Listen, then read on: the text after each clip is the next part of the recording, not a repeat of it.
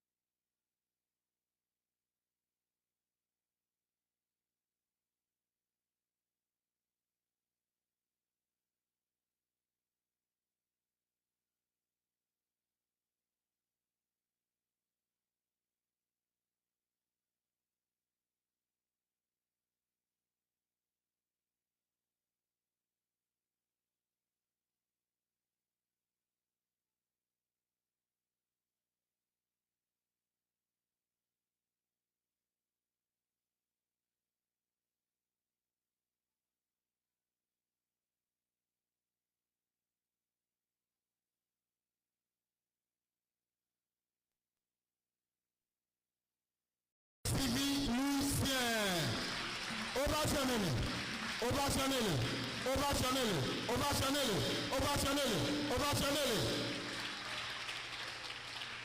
C'est celui-là, comme on le dit très souvent, c'est lui qui a semé la graine et ça a donné des chansons. C'est lui qui est l'auteur, c'est lui qui est en aval et en amont de ce jour-ci. Car si la plateforme internationale Amour des apôtres n'était pas, je ne crois pas que nous serons en train d'appeler ce jour. Mais avant, je vais vous demander, avec respect, que nous allons nous lever pour une minute de silence au premier chargé. Celui-là qui a su vite reconnaître les mérites, les talents de notre chargé Sewadeka policier et qu'il a missionné et qu'il a mis à côté de lui. Et lorsqu'il n'était plus ici, Sewadeka policier a pris la relève de ce que lui a commencé. Je vais parler de notre cher papa, le regretté Sewade Yao Moïse. Nous allons nous lever pour lui demander que la paix soit son nom. Une minute de silence.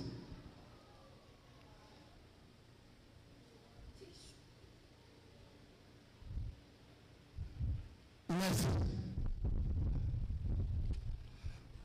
Nous demandons également que cette paix que nous venons de demander soit allée sur les âmes des illustres disparus de la paroisse Amour des apôtres. Tous ceux qui ont œuvré ici présents sur cette paroisse et qui ne sont plus des nôtres, je vais parler de Beto Assel, je vais parler de Maman de Soulevo, je vais parler de tant d'autres qui avaient œuvré sur cette paroisse et qui ne sont plus. Que la paix de Dieu soit sur les âmes là où ils sont. Alors, tout Seigneur, tout honneur, dit-on. Nous allons nous lever une fois encore pour donner la gloire à notre éternel Dieu des armées, parce que c'est lui qui est le créateur de toutes choses. C'est lui qui nous a réveillés aujourd'hui. Si on enlève sa main de notre vie, quoi que nous sommes, nous ne serons pas en vie. Donc nous allons nous lever une fois encore, veuillez m'excuser pour crier cet alléluia vers notre éternel Dieu des armées. Alléluia, alléluia, alléluia, alléluia, alléluia, alléluia, alléluia. Nous allons laisser le micro à notre co-secrétaire et il va faire le ramassage de tout ce que nous venons de dire en Naja. Et nous allons prier le Merci. Alléluia. Alléluia. Alléluia. Alléluia. Mawe shofato nime shame vani. Nilap de dono mawe shofato. Meki dro ipoto midagbe. Ipo àìsàn bìbìtẹ́ rẹ̀ ti lè sọ bí ń kọ́ ni. Ìyí ló máa ń yan dé mìíràn pé àmì tán bí ọ. Owó ìsọ olúfúwéfú amúdẹ̀sábòtọ̀ sọ̀dọ̀ àyín tó amẹ́lẹ́ alẹ́kpọ́lá àgùn amúdẹ̀sábòtọ̀ tì. Ìyókòfó tí mi yọ kó ṣìṣí ṣéwàdé nìṣe. Jíma ó tó ìfọ́nù ní aṣojú ní. Ní ìbọ̀ ní atọ́ yóò sọ tòtòrò sọ̀dọ̀ àyín sókè àmì tó ń gè. Ìmọ̀ ó dúró ifọ̀ àlọ́ ìmọ̀ nkọ́nù tòtòrò kàkàdé gbẹ́ ìmọ̀ èdè búlé tòtòrò lò èkúté pọ́nmẹ́lẹ́ yìí o èmi èdè bílé dọ̀bàjì o iye tí a ìtọ́ yàn éka mi ìtọ́ yàn yàtọ̀ mi ìtọ́ gbẹ́tọ́ la mi kọ́ àìsàn gbẹ́tọ̀ wàhánà lórí kájà mọ̀ oṣù láti ṣùgbọ́n ìbá yìí látẹ̀gílé gbẹ́ yàrá kan fún ma wúná wọn ṣe ìwà nìyẹn pé àmì tán dòdòdò yìí nìtó lẹ ilé gbètò náà mi ṣàmẹ̀ tí ìṣó láti ìdìbò pí tó wà nà kyɛn igbe ògùn wo dɛ igbe ònùwọ́nà wo dɛ ìgbàkọ́rọ̀ lé gbé ọ sísúmọ́tò akọ́dàmẹ́ sàmẹ́jì yàyàmọ́tò akọ́dàmẹ́ sàmẹ́jì bùnùkọ́mọ́tò alájọpọ̀mẹ́ sàmẹ́. Alléluia. Que ça ne vous étonne pas que nous parlons la langue Adja ici, parce que c'est une des langues qui s'utilise sur la plateforme internationale Amour des Apôtres. Et en dehors de ça, vous savez, pour indiquer notre paroisse Amour des Apôtres, bien qu'il n'y a pas seulement les Adja, mais on dit, je veux aller sur la paroisse des Adjani. Mais il y a plusieurs d'autres personnes qui sont venues d'autres horizons, qui ne sont pas Adja. Mais puisque c'est les Adja qui ont fondé la paroisse, raison pour laquelle on dit je vais aller sur la paroisse de Adjan. Donc si nous sommes en train de faire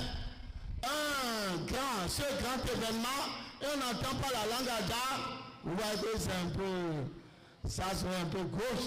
Raison pour laquelle nous avons invité notre chef devancier, le vénérable suprême évangéliste Bodo Urbain, ovationnez-le. Alors, vous n'êtes pas sans savoir que quand on dit fête, n'importe quelle fête, ça se repose sur certains membres, notamment le comité d'organisation. Et si cette fête a été belle ce jour-ci, c'est parce que certaines personnes se sont vraiment données et se sont gênées pour que la réussite soit au point. Et pour commencer par citer ceux-là, nous allons vous prier d'ovationner quelqu'un que nous allons appeler le nom. C'est un grand homme de Dieu, un éminent serviteur de Dieu, au Père, j'allais dire. C'est le vice-président de la sous-région Toba B, le chargé de la paroisse Saint-Uriel Toka, notre cher papa, le Pépé, notre papa qui est le grand parrain de la fête 3 ans d'anniversaire de la plateforme internationale. Ovationner notre cher papa. Il va se lever pour que les gens se voient. C'est notre papa ça. C'est le grand parrain ça. Ovationner, nous reprenons. Mais ça m'a fait mais ça va couper mi temps de ébréane alors que nous supportons donc nous reprenons nous en dehors de lui qui a coiffé la fête, nous avons un membre, un baobab. Nous l'appelons baobab parce que c'est un homme qui n'est pas né de la dernière pluie. C'est un homme, c'est un sachant, c'est un dignitaire au Père. C'est un grand éminent de Dieu, homme de Dieu. Et c'est lui qui est le président d'organisation de la fête d'action de grâce des 3 ans d'anniversaire de la plateforme internationale Amour des apôtres, je vais nommer le chercheur, le prédicateur, le formateur, le maître tout public, l'animateur, le conférencier, le vénérable suprême évangéliste, vous possédez Victorine Evazonel, qui veut se lever pour que les gens le voient. Papa, nous vous prions. C'est lui qui est le président de l'organisation. C'est un baobab, c'est un ancien. Il est le secrétaire général de la région atlantique. Vous connaissez la teneur de la région atlantique. C'est lui qui est le secrétaire général, le poumon. Depuis le temps de Zono, jusqu'à, vous voyez, jusqu'à Jasser. Donc c'est un grand homme. C'est lui qui est le président d'organisation. En dehors de ça, nous avons des éminentes personnalités d'autres que nous n'allons pas citer ici. Vous savez que la plateforme internationale couvre le monde entier, j'allais dire, parce que si nous allons citer les pays dans lesquels se trouve la plateforme, nous n'allons pas quitter ici. Néanmoins, nous allons citer quelques-uns. Et nous profitons de cette occasion puisque le culte est en train de faire en direct. Et tous ceux qui sont dans les autres pays sont en train de nous suivre. Nous saluons au passage notre cher devancier, l'honorable Seigneur évangéliste Philippe Araba, depuis l'Allemagne, depuis l'Allemagne. Nous saluons le suprême évangéliste, l'homme de Dieu, le chargé adjoint de la paroisse El Bethel France, et qui a encore une paroisse à Cotonou ici, Eau-de-Vie, derrière Sika Toyota. Actuellement, il est en France, mais il a envoyé quelqu'un pour le représenter. C'est le suprême évangéliste Prierica Roupervi, évangéliste le plus, depuis la France. Nous saluons l'ancien chef diocèse du Gabon, à la personne de supérieur seigneur évangéliste Johnson Séraphin, qui est le chargé de la paroisse Sainte-Sophie de l'Ambarané au Gabon. Actuellement, il nous suit. Évangéliste. Nous saluons notre chère maman, Sodino Emilienne, qui est actuellement en ligne, qui nous suit depuis le Sénégal au Barcelone. Nous avons d'autres personnalités, nous ne pouvons pas citer tout. Il y a des gens qui sont à Dubaï. Nous disons bien Dubaï. Vous connaissez Dubaï. Il y a Espagne. Il y a le chef diocèse de Congo, de Guinée équatoriale, Gabon, Côte d'Ivoire, Ghana, Nigeria, Togo, bien d'autres pays. Nous ne pouvons pas tout citer. Donc on va sonner tout le monde pour nous. En ce jour solennel, nous allons vous donner la quintessence du programme du jour. L'ascension. Nous avons notre supérieur seigneur évangéliste à Augustin de la paroisse Tokotome Centre. À 10h, depuis 10h à la conduite, nous avons notre vénérable seigneur évangéliste Sagbo Marcel de la paroisse Sainte-Trinité à Gontigo. Prière de remerciement. Nous avons vu notre grand parrain, le vice-président de la sous-région Tobabé, notre cher papa vénéral suprême évangéliste Oli, que nomme Antoine Edgar. Prière de 3 personnes. Nous avons notre suprême évangéliste Oli, Koutika Samson, chargé de la paroisse Saint-Michel à Mipon-Dessous, à Roli-Yemen, Pécor. Deuxième personne, nous avons vu notre vénérable supérieur maman Sodine Martine, maman Gounando, Port-d'Abré, Centre Dogo. Troisième personne, nous avons vu notre vénérable suprême évangéliste Saoli, Michi Pesser, Valentin, président de la sous-région Redo B. Premier texte, il a été tiré du livre du Proverbe, des Proverbes en son chapitre 6, du 12e verset au 19e.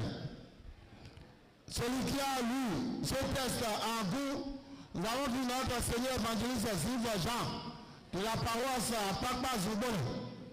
En français, nous avons vu notre suprême évangéliste Sossou Vava Wilfried, secrétaire général de la paroisse à Christ-Roi de Togudo. Deuxième texte a été tiré du livre de l'évangile selon saint Matthieu, en son chapitre 26, du 47e verset au 54e. Le lecteur en goût, nous avons vu notre évangéliste au lit, à Tao David de la paroisse Jéhovah Yen, en Palais-Missora, 22. En français, nous avons vu le secrétaire général de la sous-région K de Samepoti, de la coordination de tout public, le Seigneur évangéliste Kokosou, Kokou Gislain de la paroisse Linkpok à Balam. À l'annonce, vous avez votre humble serviteur, le suprême évangéliste Luc Verdeau Béton, secrétaire général adjoint de la paroisse Amour des Apôtres. Prédication tout à l'heure, nous verrons celui-là. Voilà encore un grand baobab, un éminent homme de Dieu. Et je me permets, avec tout le respect des grands dignitaires qui sont ici, je me permets de lui dire de bien vouloir se lever et vous allez le mentionner. C'est quelqu'un qui est cher pour moi. Papa Déon Joël, il va se prendre l'évangéliste. Il ne veut pas le connaître. Papa Mijaël Mujibé. Nos familles, nous titres minutes pour là. Oh, et là, on a nous toquin. On a posé les temps. Et puis on a nous des petits côtés. Kaka j'ai bon. Au fond, Mauton a Jimmy de Gia. Au milieu de tout le monde, à la loupe. N'est pas papa, n'est pas, ou non pas votre. Et il y a un cadeau plus au fond de nous, technologie plateforme, l'a dit, papa, mis ton président, sous-région, ça me pose 4 ans. Papa, c'est papa, c'est François. Où est-ce que tu as mis? Boda ni no wazo do temi to do papa le no wazo o don to teleji papa lo kai animateur de radio FM Alléluia be mo montant be de papa ne na mi abo de papa lo ken lo do kan ba mi le popo to émission la la lu so de wa Saturday go o wazo ke ka do kan di ka je fe to le tra e mo raté a se papa to ba ko zo ato bo so yi vice président aguntan bo so animateur radio FM Alléluia donc mi ko pa la ko le pone mi émission est une émission vivante. Il y a pas eu de minutes, c'est le cas. Dès qu'il vient là, il faut des minutes. Mais là, on campe au caca. Mais vivant une émission, on parle au bonheur. Alors, donc, c'est lui qui va nous donner la nourriture de l'âme tout à l'heure. Notre cher papa, général suprême évangéliste, Déon Joël, vice-président de la paroisse Cœur de Paradis d'Aconaboué, Porto-Novo. Le thème de la semaine est intitulé le chrétien, la duplicité, le cas de Judas. La prière sur la prédication sera faite par le vénérable suprême évangéliste Oujou Rigobert, le chargé de la paroisse à Christ-Roi, a été dit Calabi Alléluia. Au niveau des quêtes, nous verrons l'assistant évangéliste Oli. Ruponti Barthélemy de la paroisse Amour des Apôtres. Au niveau des femmes, nous verrons notre chère vénérable Seigneur Maman Maigri de Nadine de la paroisse Il est offert qu'elle a vu par Anna. Prière sur quête. Nous verrons notre suprême évangéliste Priorique Rupavi chargé à joindre. Dans le temple aujourd'hui, pour l'animation, nous avons 3 chorales qui est en train de nous reviver. Nous avons la chorale El Jumata de la paroisse Amour des Apôtres. Nous avons également la chorale La Voix des Anges de la paroisse Saint-Uriel de Tocan. Et nous verrons également le groupe folklorique Sokagan Jesu Tondo Akpapa Zumbome Papa. Tout à l'heure, lors du culte, nous allons distinguer certaines personnes qui sont des gens qui ont vraiment travaillé, qui ont œuvré sur la plateforme internationale depuis sa création jusqu'à ce jour-ci. Et le comité qui se charge de la distinction a dégagé leur nom de côté et ce sont ceux-là que nous allons primer tout à l'heure. Nous allons leur donner ce qui est libre. Alors, vous allez dire, maintenant, la team il y a un il y a posé la temps. Bon, il y a un bois ou pour des pépés, et non, moi, il y a un canadien qui veut pas nous. Mais mon canton là, et dans le comité de team de Dondo, mais non, canadien là, bon, il y a tout de même, il y a des bons tout de même, il y a un bois ta, bois soit qu'un homme, mais ici, comme il y a eu là, bon, mais il y a donc tout de situation pour nous. Mais mon canton là, mais dit alors, et nous, c'est Robert Petit, nous avons émission de départ de la semaine de Saturday de la Côte de Canadi. Il y a pas été de Guénémen. Ou alors, nous avons l'étana et nous avons bété. Oui, merci, coup biblique, et basé, il y a un rôle à Goumi dans la main du salut, ton suprême évangéliste à Moussou à l'ennemi, vous connaissez. Il y a le finisseur là. Nous disons de meilleur numéro. Saturday de la Côte de Papa, Mito, Jakipo, et un quadran. Mais non pas nous couvrir Bassi, un outil d'Aoudo, ou Wemeto, et Bassi au Canadito, à Fantasambe, à Zangabé, pour jeudi la Coco, à Zanton, Gawame, d'autres Ganpo Dame, et au Gawame Père, Minamade, votre jeune frère, à l'animation, l'enfant Dima, pendant une bonne année. Donc là, donc l'enfant Dima, sur Kagakan ici à Ibadjede, totalité Emawawa, avant, au Adjoint qu'on a pris pour lui-même. Nous, c'est là, nous comptons mis dans le pot, ou alors, si on veut nous aider, on va tout à l'heure, au démarti, on doit caladi dans tout le pot. Et mon dame, il te dit, quand tu peux retourner à moi, oui, c'est une élite à mis dans ta médaille en numéro pas. To jeudi la ko me no hoda to gan chulo ko me wa su no da mo to ji amo kaka o gan chulo popo jeju awo ngon mo ba o jo do wa mo gan do no wa yin se ne leader mi to fun jo Bonaventure ni pe o secrétaire général sous région c'est me petit 4 coordination de coupe publique ou alors no fun kana o hota de no ton se de popo me voilà et j'ai dit c'est père mais à moi Canadi bon nous sommes vivi de mes évidemment assied temps ou on a kawé bon il m'a wélé et non font 7 ans à moi et bon Canadi mon rôle à soin de hier rôle moi au canfra route à 7 ans assied de canvia à Khané donc il m'a wélé mais à droit joyeux et voyez évangéliste Kokosu c'est point j'y serai pour maman mi-temps et de repas oli bẹ̀rẹ̀ bẹ̀rẹ̀ yìí yẹn máa yẹ ní fún ẹ̀ nímọ̀ yẹn yẹn máa yẹ ní fún jíde fídà sí ẹ̀ ẹ̀ àsìkò àsìkò yẹn ni màmá ọ̀nà kà fi bẹ́ẹ̀ yìí nẹ̀ òpè ìtọ́nà ló dédédédé wọ́n fọ̀ pẹ̀tọ́ gbọ́ngà yẹn náà fún kàná àhó tà sẹ́gbẹ́ lọ́tọ̀ tó fọ̀ gbọ́nà nyinamọ̀ ẹ̀ bá ṣe lọ superior màmá òní mi tọ́ ti bọ́ so brandina ní ọ̀pẹ́ làkúrò bọ́lẹ̀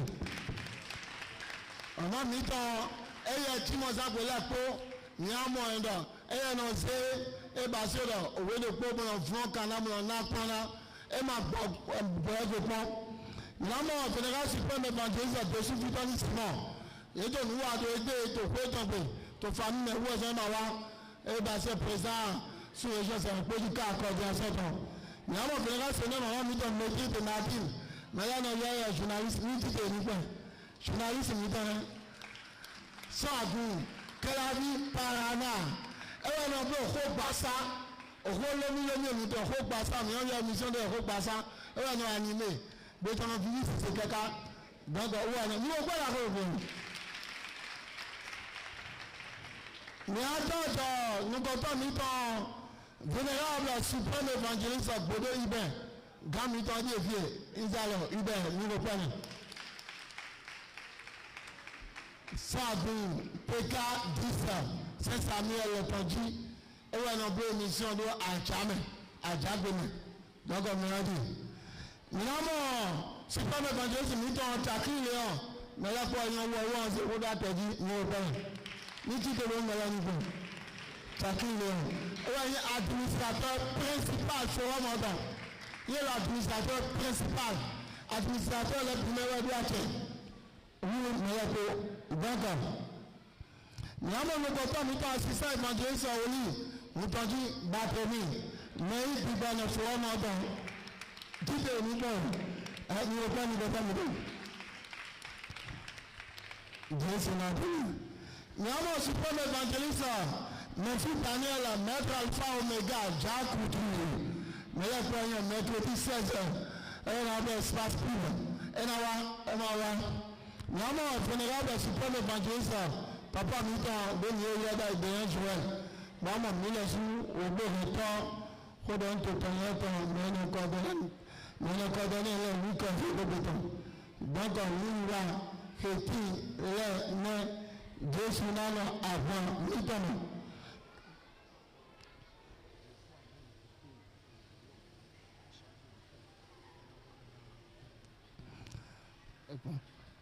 Alléluia.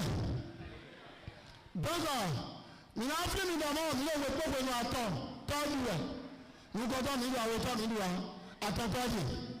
donc attends là nous avons 5 gâteaux nous avons deux qui a de mort nous le pauvre nous donc quand on a regardé nos vies nous avons un gâteau là gâteau est à États-Unis donc et nous goto mina nous comptons et basé dans mais mina d'accord nous avons fait pas exprès nous avons fait un mandat et basé papa miton d'afro papa promoteur plateforme en l'endroit toi de miton à Jaou autant de terrain mais à Jaou vous d'afro bon mina toi Jaou aussi bon oui comme miama à Jaou où est bon monsieur Daniel donc et papa miton et m'a aidé beaucoup people nous pouvons te mettre et m'a gagné de plateforme mon garantie et m'a gagné de nous ouais de mina ya gundi amu de apôtres mais pour rien donc à d'arrêt bah j'ai fait mina ya la gaïdon bah mina pas gundi amu de apôtres là pour me voir côté na rien bon mina ya la grand parrain papa d'arrêt qui nous court à Tito pour l'autre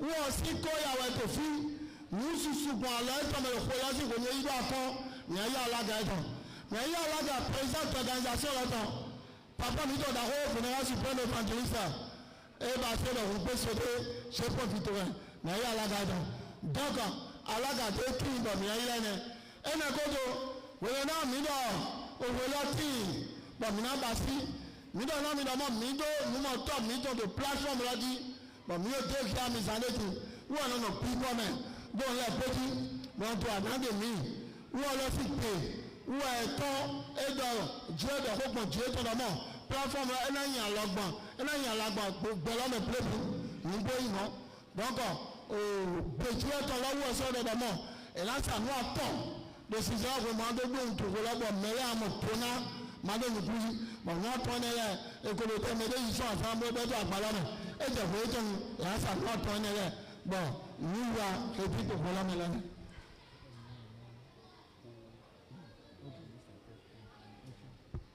donc nous avons là nous comptons nous à Djabé mais à Djabé on a fait ceci avant et maintenant ça m'a commencé à Djabé parce qu'on a pas de merci nous d'accord nous bla peut-être moi je vais te dire peut-être nous avons même deux métiers à nous les deux mais de bien continuer du coup non faut lire bien d'abord pour tout le monde qu'on est pour nous yo métier les qu'on tout pour le temps Mami Sabani pour Edgar Antoine Kenom pour charger situer le temps canteur président pour le temps. Mais c'est encore le président chez Salé du Bessa. Papa de toi, président, tu nous connais Toto, et pour le temps. Nous va dans un an, nous va aller à Nyon, et papa de toi, je suis décodo, papa de Pessolé, j'ai pas Victorin, et nous de Bessa. Nous savons que nous avons dit qu'il y a des gens qui ont été Sabadio, nous allons pour la méthode d'un grand et va avoir la vado et bon à mes chamins. Et vous devez venir tu vois donner et car le caca mais tout sur le nano à son nao à compagnon. Non, il y a des dotios à canapé mais ton là et doit de jouer à belle bonnet. Il est petit mais nous devons dehors à mes chamins à libre dotio à l'île qu'il y a comme Alino Dolo. À mes dotio à go comme au centre où ça va pédala.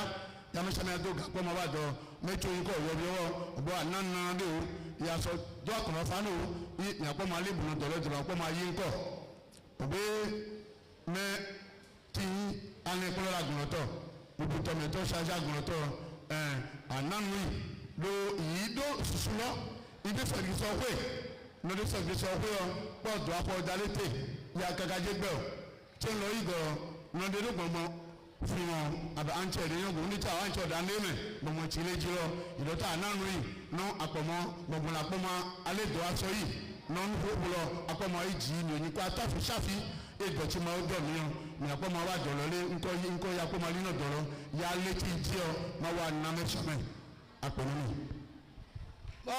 mi ò pẹ́ ní ògbàgbẹ̀ ìyẹn síbà kúlẹ̀ tí kì í òkú tó máa sọ̀wẹ̀ àwọn mi àpọ̀dọ̀ mẹ́ lẹ́jẹ̀ ń ṣèdọ́wọ́ mi àpọ̀dọ̀ mẹ́ lẹ́jẹ̀ ń ṣèdọ́wọ́ rẹ̀ lọ́kọ̀ mìíràn mẹ́lẹ́kọ́ bọ́ mẹ́rin mi fífẹ́ mi sí gan gbogbo nípa gbèrè àyìn máa tó gbé ní àyìn wáyé màmá mi tọ̀ dàhó màmá dàhó sisi jẹ́rẹ́ màmá àgùn mi tọ̀ sẹ́ńtúrìẹ́là tọ́katọ̀ mi yá ọmọ ẹ̀yìn papa mi tọ̀ fífẹ́sà tó gbà bẹ́tọ̀ papa mi àtọ̀ màmá mi ti lè ní ọgbọ́n màmá mi ọgbọ́gbẹ̀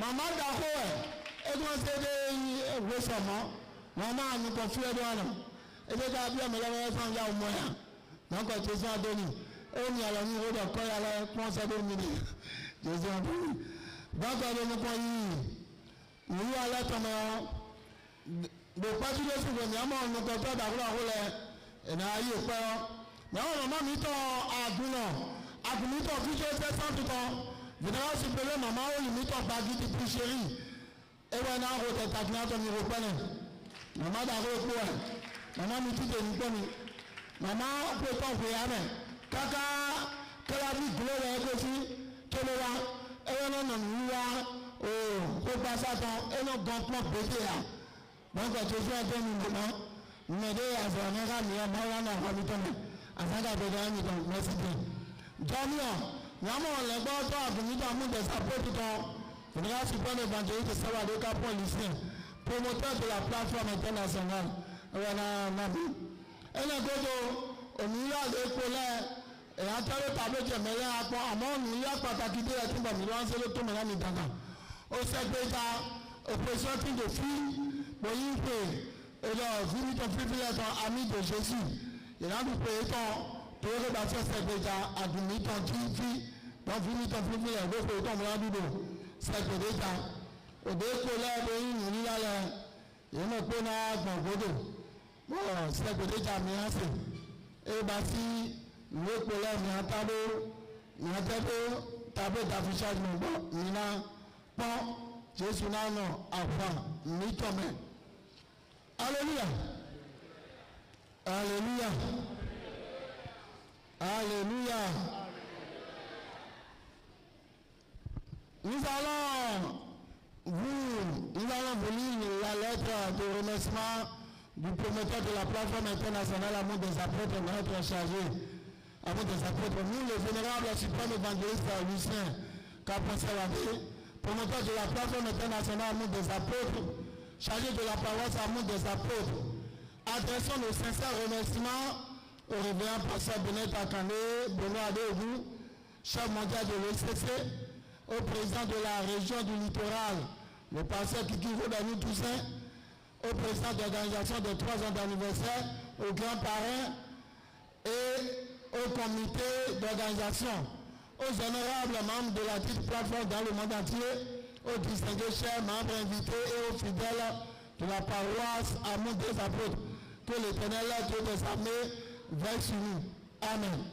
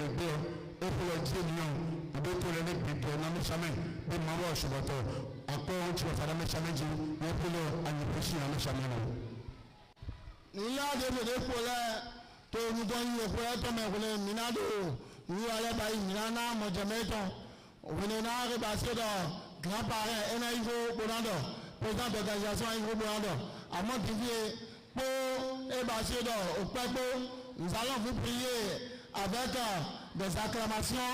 Nous allons inviter notre cher papa, le chargé, le promoteur de la plateforme internationale.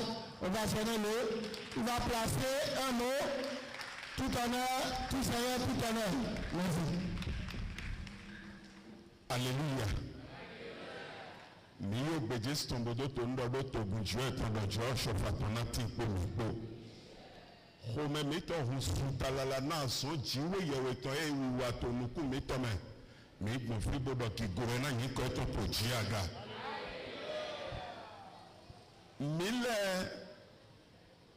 Mi male do nuwe na wanyu nuda hode. Wene yedo swagu.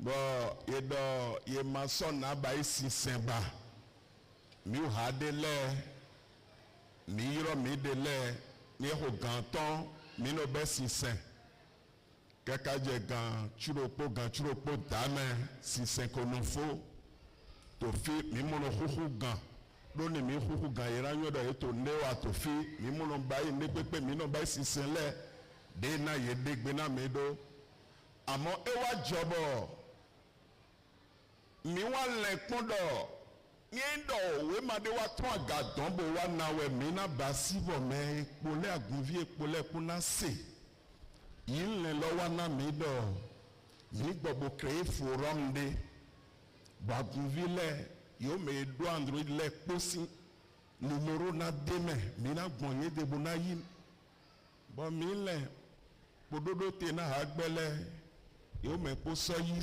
gbé.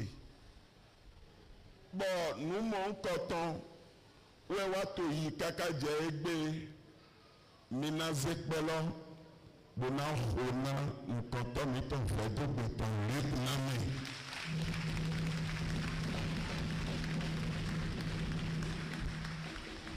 Nínú lọ́nyìn nù bó wá nyìn nù dàwọ́ tó ẹgbẹ́.